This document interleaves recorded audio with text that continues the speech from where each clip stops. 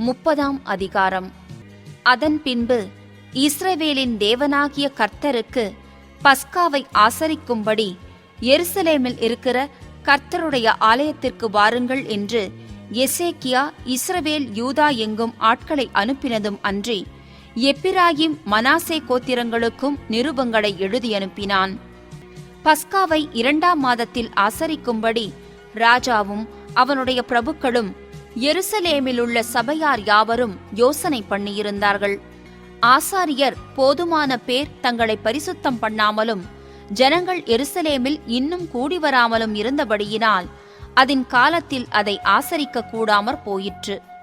இந்த காரியம் ராஜாவின் பார்வைக்கும் சமஸ்த சபையின் பார்வைக்கும் நியாயமாய் காணப்பட்டது. எழுதியிருக்கிறபடி வெகு காலமாய் அவர்கள் அதை ஆசரிக்கவில்லை. ஆகையால் இஸ்ரவேலின் தேவனாகிய கர்த்தருக்கு பஸ்காவை ஆசரிக்கும்படி எருசலேமுக்கு வாருங்கள் என்று பெயர்செபா முதல் தான் மட்டுமுள்ள இஸ்ரவேல் தேசமெங்கும் பறைசாற்றுவிக்க தீர்மானம் பண்ணினார்கள்.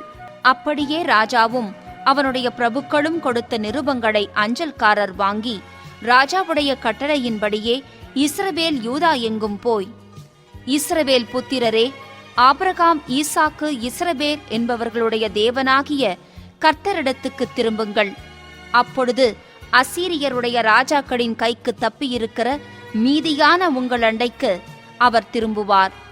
தங்கள் பிதாக்களின் தேவனாகிய கர்த்தருக்கு துரோகம் பண்ணின உங்கள் பிதாக்களைப் போலவும் உங்கள் சகோதரரைப் போலவும் இராதேயுங்கள். அதற்காக நீங்கள் காண்கிறபடியே அவர்கள் பாழாய் போகிறதற்கு ஒப்புக் கொடுத்தாரே. இப்போதும் உங்கள் பிதாக்களைப் போல உங்கள் கழுத்தை கடினப்படுத்தாதேயுங்கள். நீங்கள் கர்த்தருக்கு உடன்பட்டு அவர் சதா காலத்துக்கும் பரிசுத்தம் பண்ணின அவருடைய பரிசுத்த ஸ்தலத்திற்கு வந்து உங்கள் தேவனாகிய கர்த்தரை சேவியுங்கள். அப்பொழுது அவருடைய உக்கிரமான கோபம் உங்களை விட்டு திரும்பும். நீங்கள் கர்த்தரிடத்துக்கு திரும்பினால் உங்கள் சகோதரரும் உங்கள் பிள்ளைகளும் தங்களை சிறைப்பிடித்தவர்களுக்கு முன்பாக இரக்கம் பெறுகிறதற்கும் இந்த தேசத்திற்கு திரும்புகிறதற்கும் அது ஏதுவாகும். உங்கள் தேவனாகிய கர்த்தர் கிருபையும் இரக்கமும் உள்ளவர். நீங்கள் அவரிடத்திற்கு திரும்பினால் அவர் தம்முடைய முகத்தை உங்களை விட்டு விலக்குவதில்லை என்றார்கள். அப்படி அந்த அஞ்சல்காரர் எப்பிராயிம் மனாசே தேசங்களில் செபுலோன் மட்டுக்கும் ஊரூராக திரிந்தார்கள். ஆனாலும் அவர்கள் இவர்களை பார்த்து நகைத்து பரிகாசம் பண்ணினார்கள். ஆகிலும் ஆசேரிலும் மனாசேயிலும் செபுலோனிலும் சிலர் மனத்தாழ்மையாகி எருசலேமுக்கு வந்தார்கள். யூதாவிலும் கர்த்தருடைய வார்த்தையின்படியே ராஜாவும் பிரபுக்களும் கட்டளையிட்ட பிரகாரம் செய்கிறதற்கு தேவனுடைய கரம் அவர்களை ஒருமனப்படுத்திற்று. அப்படியே 2ஆம் மாதத்தில் புளிப்பில்லாத அப்ப பண்டிகையை ஆசரிக்க வெகு ஜனங்கள் எருசலேமில் மகா பெரிய சபையாய் கூடினார்கள். அவர்கள் எழும்பி எருசலேமில் உண்டான பலிபீடங்களையும் தூப பீடங்களையும் அகற்றி கீதரோன் ஆற்றிலே போட்டார்கள். பின்பு அந்த 2ஆம் மாதம் 14ஆம் தேதியில் பஸ்காவின் ஆட்டுக்குட்டிகளை அடித்தார்கள். ஆசாரியரும் லேவியரும் வெட்கி தங்களை சுத்தம் பண்ணி சர்வாங்க தகன பலிகளை கர்த்தருடைய ஆலயத்திற்கு கொண்டு வந்து தேவனுடைய மனுஷனாகிய மோசேயின் நியாயப்பிரமாணத்திற்கு ஏற்ற தங்கள் முறைமையின்படியே தங்கள் ஸ்தானத்திலே நின்றார்கள். ஆசாரியர் லேவியரின் கையிலிருந்து இரத்தத்தை வாங்கி தெளித்தார்கள். சபையிலே அநேகர் தங்களை பரிசுத்தம் பண்ணிக் கொள்ளாதிருந்தார்கள். ஆகையால் சுத்தமில்லாத எல்லாரையும் கர்த்தருக்கு பரிசுத்தம் பண்ண லேவியர் அவர்களுக்காக பஸ்காவின் ஆட்டுக்குட்டிகளை அடிக்கும் காரியத்தை விசாரித்தார்கள். அதேனென்றால் எப்பிராயிம், மனாசே, இசக்கார், செபுலோன் மனுஷரில் ஏராளமான அநேகம் ஜனங்கள் தங்களை சுத்தம் பண்ணிக் கொள்ளாதிருந்தும் எழுதியிராத பிரகாரமாக பஸ்காவை சாப்பிட்டார்கள்.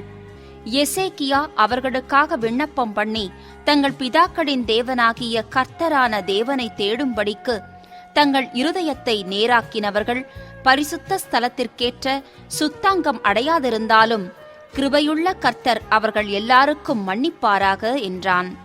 கர்த்தர் எசேக்கியாவின் விண்ணப்பத்தை கேட்டு ஜனங்களுக்கு அனுகூலம் செய்தார்.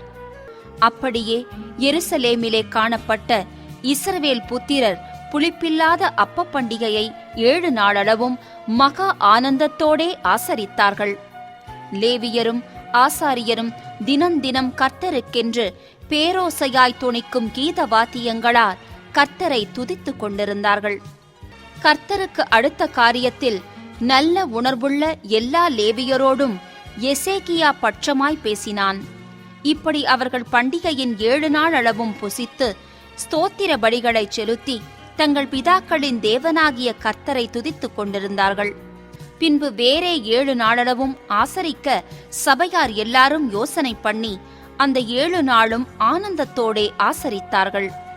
யூதாவின் ராஜாவாகிய எசேக்கியா சபைக்கு 1000 காளைகளையும் 7000 ஆடுகளையும் கொடுத்தான்.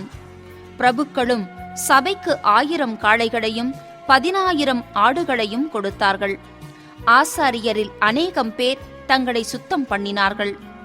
யூதாவின் சபையனைத்தும் ஆசாரியரும் லேவியரும் இஸ்ரவேலிலிருந்து வந்தவர்களுடைய சபையனைத்துமாகிய இஸ்ரவேல் தேசத்திலிருந்து வந்த அந்நியரும் யூதாவில் குடியிருந்தவர்களும் மகிழ்ச்சியாயிருந்தார்கள். அப்படியே எருசலேமில் மகா சந்தோஷம் உண்டாயிருந்தது. தாவீதின் குமாரனாகிய சாலமோன் என்னும் இஸ்ரவேலுடைய ராஜாவின் நாட்கள் முதற்கொண்டு இப்படி எருசலேமில் நடந்ததில்லை. லேவியரான ஆசாரியர்கள் எழுந்து நின்று ஜனத்தை ஆசிர்வதித்தார்கள். அவர்களுடைய சத்தம் கேட்கப்பட்டு அவர்களுடைய விண்ணப்பம் அவருடைய பரிசுத்த வாசஸ்தலமாகிய பரலோகத்தில் வந்து எட்டினது. 31ஆம் அதிகாரம். இவையெல்லாம் முடிந்த பின்பு வந்திருந்த இஸ்ரவேலர் எல்லாரும் யூதாவின் பட்டணங்களுக்கு புறப்பட்டு போய் யூதா பென்யமீனெங்கும் எப்பிராயீமிலும் மனாசேயிலும் கூட உண்டான சிலைகளை உடைத்து விக்கிரகத் தோப்புகளை வெட்டி மேடைகளையும் பீடங்களையும் இடித்து அவைகளையெல்லாம் தகர்த்து போட்டார்கள். பின்பு இஸ்ரவேல் புத்திரர் எல்லாரும் அவரவர் தங்கள் ஊர்களில் இருக்கிற தங்கள் காணியாட்சிக்கு திரும்பினார்கள்.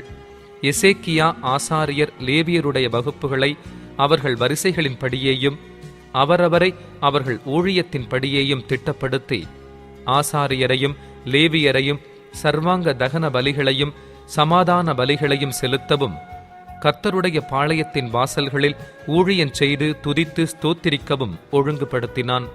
ராஜா கர்த்தருடைய நியாய பிரமாணத்தில் எழுதியிருக்கிறபடியே அந்தி சந்திகளில் செலுத்த வேண்டிய சர்வாங்க தகன பலிகளுக்கும் ஓய்வு நாட்களிலும் மாத பிறப்புகளிலும் பண்டிகைகளிலும் செலுத்த வேண்டிய சர்வாங்க தகன பலிகளுக்கும் தன் ஆஸ்தியிலிருந்தெடுத்து தன் பங்கை கொடுத்தான்.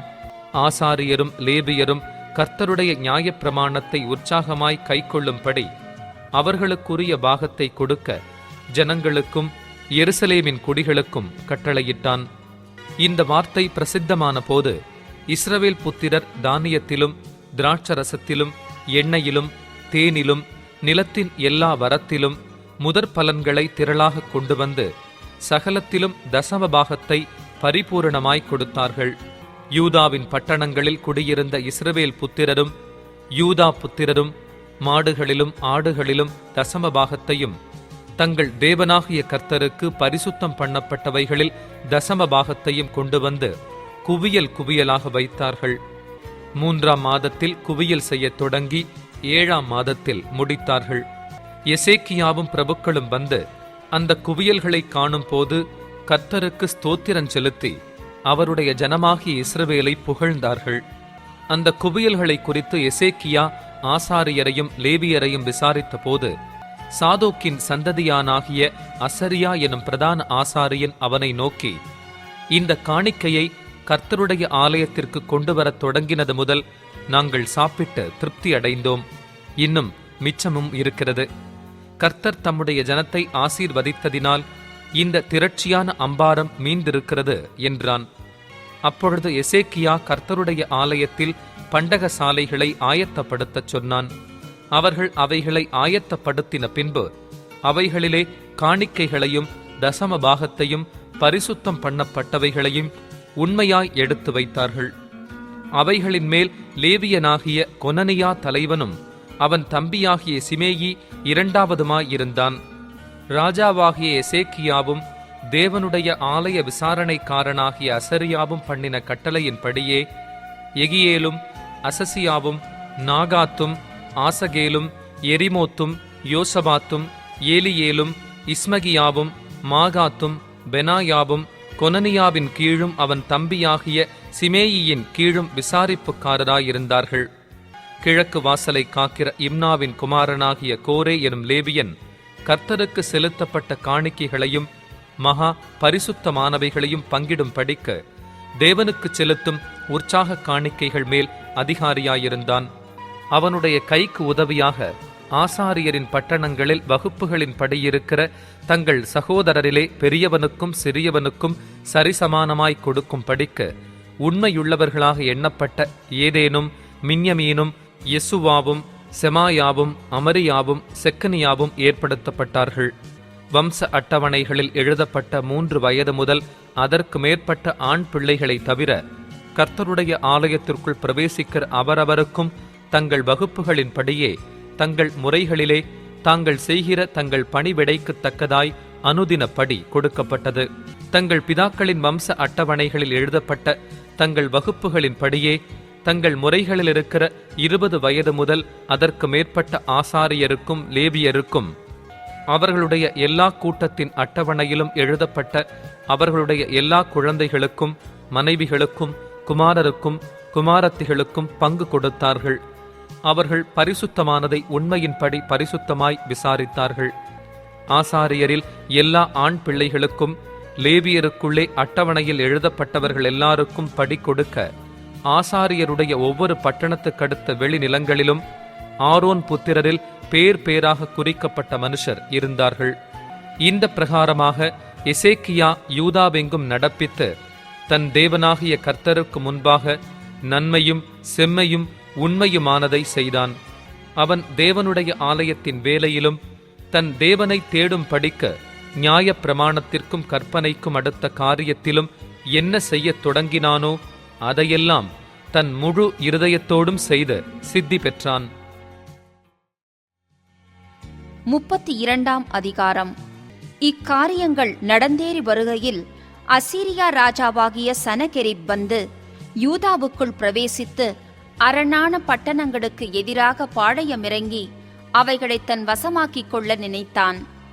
சனகெரிப் வந்து எருசலேமின் மேல் யுத்தம் பண்ண நோக்கம் கொண்டிருப்பதை எசேக்கியா கண்டபோது நகரத்திற்கு புறம்பே இருக்கிற ஊற்றுகளை தூர்த்து போட தன் பிரபுக்களோடும் தன் பராக்கிரமசாலிகளோடும் ஆலோசனை பண்ணினான்.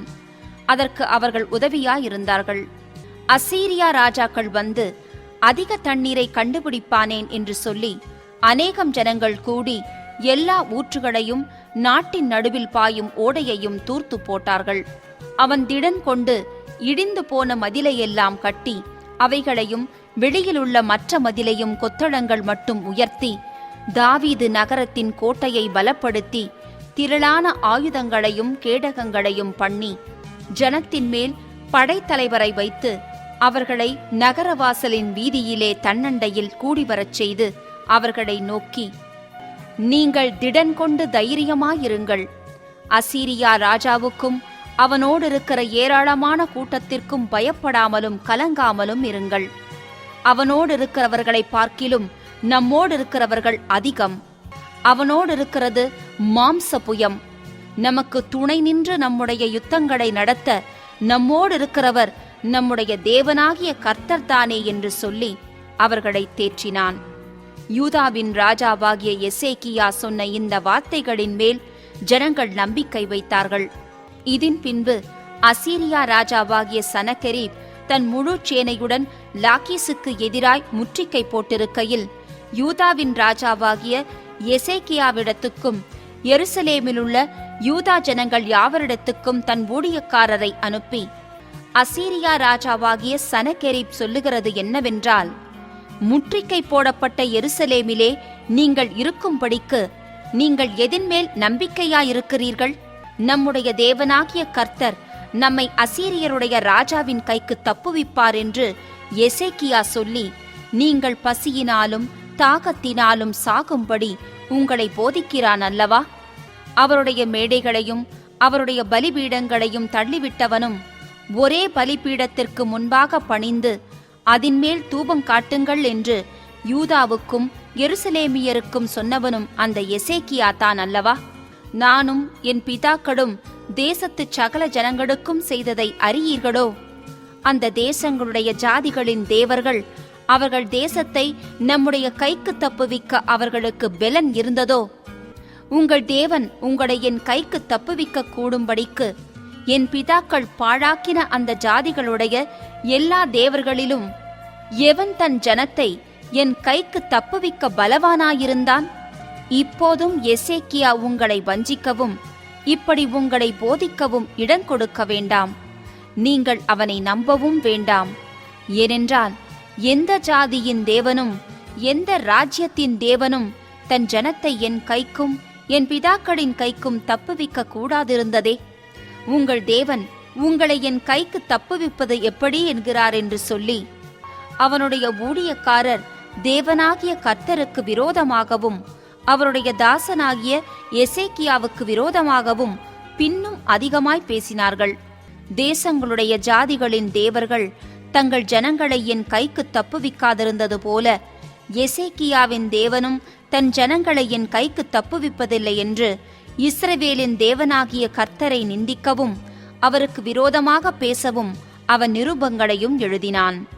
அவர்கள் அலங்கத்தின் மேலிருக்கிற எருசலேமின் ஜனங்களை பயப்படுத்தி கலங்க பண்ணி தாங்கள் நகரத்தை பிடிக்கும்படி அவர்களை பார்த்து யூத பாஷையிலே மகா சத்தமாய் கூப்பிட்டு, மனுஷர் கை வேலையினால் செய்யப்பட்டதும் பூச்சக்கரத்து ஜனங்களால் தொழுது கொள்ளப்பட்டதுமாகியிருக்கிற தேவர்களை குறித்து பேசுகிற பிரகாரமாக எருசலேமின் தேவனையும் குறித்து பேசினார்கள். இது நிமித்தம் ராஜாவாகிய எசேக்கியாவும் ஆமோத்சின் குமாரனாகிய ஏசாயா தீர்க்கதரிசியும் பிரார்த்தித்து வானத்தை நோக்கி அபயமிட்டார்கள். அப்பொழுது கர்த்தர் ஒரு தூதனை அனுப்பினார். அவன் அசீரியருடைய ராஜாவின் பாளையத்திலுள்ள சகல பராக்கிரமசாலிகளையும் தலைவரையும் சேனாபதிகளையும் அதம் பண்ணினான். அப்படியே சனகரீப் செத்த முகமாய் தன் தேசத்திற்கு திரும்பினான். அங்கே அவன் தன் தேவனுடைய கோவிலுக்குள் பிரவேசிக்கிற போது அவனுடைய கற்ப பிறப்பான சிலர் அவனை பட்டயத்தால் வெட்டி போட்டார்கள். இப்படி கர்த்தர் எசேக்கியாவையும் எருசலேமின் குடிகளையும் அசீரியருடைய ராஜாவாகிய சனகெரிபின் கைக்கும் மற்ற எல்லாருடைய கைக்கும் நீங்களாக்கி ரட்சித்து அவர்களை சுற்றுப்புறத்தாருக்கு விலக்கி ஆதரித்து நடத்தினார். அநேகம் பேர் கர்த்தருக்கென்று எருசலேமுக்கு காணிக்கைகளையும் யூதாவின் ராஜாவாகிய எசேக்கியாவுக்கு உச்சிதங்களையும் கொண்டு வந்தார்கள். அவன் இதற்கு பிற்பாடு சகல ஜாதிகளின் பார்வைக்கும் மேன்மைப்பட்டவனாயிருந்தான். அந்நாட்களில் எசேக்கியா வியாதிப்பட்டு மரணத்துக்கு ஏதுவாயிருந்தான். அவன் கர்த்தரை நோக்கி ஜெபம் பண்ணும்போது அவர் அவனுக்கு வாக்குத்தத்தம் பண்ணி அவனுக்கு ஒரு அற்புதத்தை கட்டளையிட்டார். எசேக்கியா தனக்கு செய்யப்பட்ட உபகாரத்திற்கு தக்கதாய் நடவாமல் மனமேட்டிமையானான். ஆகையால் அவன் மேலும் யூதாவின் மேலும் எருசலேமின் மேலும் கடுங்கோபம் உண்டது. எசேக்கியாவின் மனமேட்டிமையின் நிமித்தம் அவனும் எருசலேமின் குடிகளும் தங்களை தாழ்த்தினபடியினால் கர்த்தருடைய கடுங்கோபம் எசேக்கியாவின் நாட்களிலே அவர்கள் மேல் வரவில்லை. எசேக்கியாவுக்கு மிகுதியான ஐஸ்வர்யமும் கனமும் உண்டாயிருந்தது. வெள்ளியும் பொன்னும் இரத்தினங்களும் கந்தவர்க்கங்களும் கேடகங்களும் வினோதமான ஆபரணங்களும் வைக்கும்படியான பொக்கிஷ சாலைகளையும் தனக்கு வந்து கொண்டிருந்த தானியமும் திராட்சரசமும் எண்ணெயும் வைக்கும்படியான பண்டக சாலைகளையும் சகல வகையுள்ள மிருக ஜீவன்களுக்கு கொட்டாரங்களையும் மந்தைகளுக்கு தொழுவங்களையும் உண்டாக்கினான். அவன் தனக்கு பட்டணங்களை கட்டுவித்து ஏராளமான ஆடு மாடுகளை வைத்திருந்தான். தேவன் அவனுக்கு மகா திரளான ஆஸ்தியை கொடுத்தார். இந்த எசேக்கியா கீயோன் என்னும் ஆற்றிலே அணை கட்டி அதன் தண்ணீரை மேற்கே இருந்து தாழ தாவீதின் நகரத்திற்கு நேராக திருப்பினான். எசேக்கியா செய்ததெல்லாம் வாய்த்தது.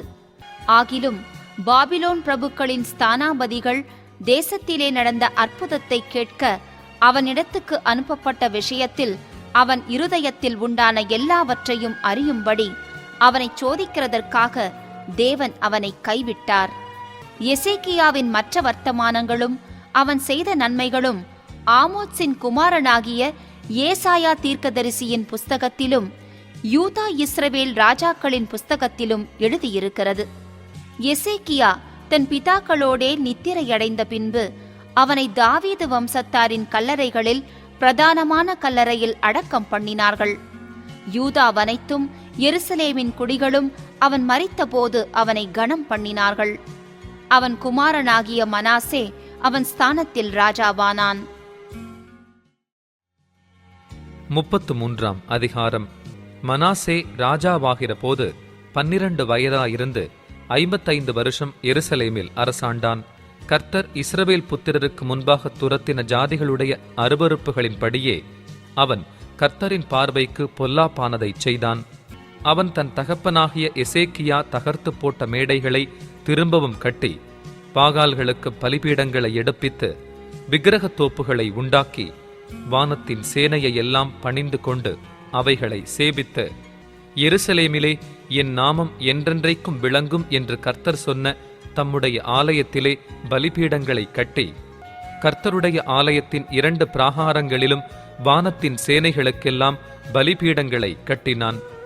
அவன் இன்னோம் குமாரரின் பள்ளத்தாக்கிலே தன் குமாரரை தீமிதிக்க பண்ணி நாளும் நிமித்தமும் பார்த்து பில்லி சூனியங்களை அனுசரித்து அஞ்சனம் பார்க்கிறவர்களையும் குறி சொல்லுகிறவர்களையும் வைத்து கர்த்தருக்கு கோபமுண்டாக அவர் பார்வைக்கு மிகுதியும் பொல்லாப்பானதை செய்தான். இந்த ஆலயத்திலும் இஸ்ரவேல் கோத்திரங்களிலெல்லாம் நான் தெரிந்து கொண்ட எருசலேமிலும் என் நாமத்தை என்றென்றைக்கும் விளங்க பண்ணுவேன் என்றும், நான் மோசேயை கொண்டு இஸ்ரவேலுக்கு கொடுத்த சகல நியாயப்பிரமாணத்திற்கும் கட்டளைகளுக்கும் நியாயங்களுக்கும் ஒத்தபடியே அவர்களுக்கு நான் கற்பித்தவைகளையெல்லாம் அவர்கள் செய்ய சாவதானமாய் இருந்தார்களேயாகில், நான் இனி அவர்கள் காலை அவர்கள் பிதாக்களுக்கு நிலைப்படுத்தி வைத்த தேசத்திலிருந்து விலக பண்ணுவதில்லை என்றும், தேவன் தாவீதோடும் அவன் குமாரனாகிய சாலமோனோடும் சொல்லியிருந்த தேவனுடைய ஆலயத்தில்தானே அவன் தான் பண்ணுவித்த விக்கிரகமாகிய சிலையை ஸ்தாபித்தான். அப்படியே கர்த்தர் இஸ்ரவேல் புத்திரருக்கு முன்பாக அழைத்த ஜாதிகளை பார்க்கிலும் யூதாவும் எருசலேமின் குடிகளும் பொல்லாப்பு செய்யத்தக்கதாய் மனாசே அவர்களை வழி தப்பிப்போக பண்ணினான். கர்த்தர் மனாசேயோடும் அவனுடைய ஜனத்தோடும் பேசின போதிலும் அவர்கள் கவனிக்காதே போனார்கள். ஆகையால் கர்த்தர் அசீரியா ராஜாவின் சேனாபதிகளை அவர்கள் மேல் வரப்பண்ணினார். அவர்கள் மனாசேயை முட்செடிகளில் பிடித்து 2 வெண்கல சங்கிலியால் அவனை கட்டி பாபிலோனுக்கு கொண்டு போனார்கள். இப்படி அவன் நெருக்கப்படுகையில் தன் தேவனாகிய கர்த்தரை நோக்கி கெஞ்சி தன் பிதாக்களின் தேவனுக்கு முன்பாக மிகவும் தன்னை தாழ்த்தினான். அவரை நோக்கி அவன் விண்ணப்பம் பண்ணிக் கொண்டிருக்கிற போது அவர் அவன் கெஞ்சுதலுக்கு இறங்கி அவன் ஜெபத்தை கேட்டு அவனை திரும்ப எருசலேமிலுள்ள தன்னுடைய ராஜ்யத்திற்கு வரப்பண்ணினார். கர்த்தரே தேவன் என்று அப்பொழுது மனாசே அறிந்தான். பின்பு அவன் தாவீதுடைய நகரத்தின் வெளி அலங்கத்தை கியோனுக்கு மேற்கே இருக்கிற பள்ளத்தாக்கு தொடங்கி மீன்வாசல் மட்டும் கட்டி ஓபேலை சுற்றிலும் அதை வளைத்து அதை மிகவும் உயர்த்தி யூதாவிலுள்ள அரணான பட்டணங்களிலெல்லாம் இராணுவ தலைவரை வைத்து கர்த்தருடைய ஆலயத்திலிருந்து அந்நிய தேவர்களையும் அந்த விக்கிரகத்தையும் எடுத்து போட்டு கர்த்தருடைய ஆலயமுள்ள மலையிலும் எருசலேமிலும் தான் கட்டியிருந்த எல்லா பலிபீடங்களையும் அகற்றி பட்டணத்திற்கு புறம்பாக போடுவித்து கர்த்தருடைய பலிபீடத்தை செப்பனிட்டு அதின்மேல் சமாதான பலிகளையும் ஸ்தோத்திர பலிகளையும் செலுத்தி இஸ்ரவேலின் தேவனாகிய கர்த்தரை சேவிக்க வேண்டும் என்று யூதாவுக்கு கட்டளையிட்டான். ஆகிலும் ஜனங்கள் இன்னும் மேடைகளில் பலியிட்டு வந்தார்கள். என்றாலும் தங்கள் தேவனாகிய கர்த்தருக்கென்றே அப்படி செய்தார்கள். மனாசேயின் மற்ற வர்த்தமானங்களும் அவன் தன் தேவனை நோக்கி பண்ணின விண்ணப்பமும் இஸ்ரவேலின் தேவனாகிய கர்த்தரின் நாமத்தில் அவனோடே பேசின ஞான திருஷ்டிக்காரரின் வார்த்தைகளும் இஸ்ரவேல் ராஜாக்களின் புஸ்தகத்தில் எழுதியிருக்கிறது. அவனுடைய விண்ணப்பமும் அவன் கெஞ்சுதலுக்கு கர்த்தர் இறங்கினதும் அவன் தன்னை தாழ்த்தினதற்கு முன்னே பண்ணின அவனுடைய எல்லா பாவமும் துரோகமும் அவன் மேடைகளை கட்டி விக்கிரகத் தோப்புகளையும் சிலைகளையும் ஸ்தாபித்த இடங்களும் ஓசாயின் பிரபந்தத்தில் எழுதியிருக்கிறது. மனாசே தன் பிதாக்களோடே நித்திரையடைந்த பின்பு அவனை அவன் வீட்டிலே அடக்கம் பண்ணினார்கள். அவன் குமாரனாகிய ஆமோன் அவன் ஸ்தானத்தில் ராஜாவானான். ஆமோன் ராஜாவாகிற போது 22 வயதாயிருந்து 2 வருஷம் எருசலேமில் அரசாண்டான். அவன் தன் தகப்பனாகிய மனாசே செய்தது போல கர்த்தரின் பார்வைக்கு பொல்லாப்பானதை செய்தான். தன் தகப்பனாகிய மனாசே பண்ணுவித்திருந்த விக்கிரகங்களுக்கெல்லாம் ஆமோன் பலியிட்டு அவைகளை சேவித்தான். தன் தகப்பனாகிய மனாசே தன்னை தாழ்த்திக் கொண்டது போல இந்த ஆமோன் என்பவன் கர்த்தருக்கு முன்பாக தன்னை தாழ்த்தாமல் மேன்மேலும் அக்கிரமம் செய்து வந்தான். அவன் ஊழியக்காரர் அவனுக்கு விரோதமாய் கட்டுப்பாடு பண்ணி அவன் அரமனையிலே அவனை கொன்று போட்டார்கள். அப்பொழுது தேசத்து ஜனங்கள் ஆமோன் எனும் ராஜாவுக்கு விரோதமாய் கட்டுப்பாடு பண்ணின யாவரையும் வெட்டி போட்டு அவன் குமாரனாகிய யோசியாவை அவன் ஸ்தானத்தில் ராஜாவாக்கினார்கள்.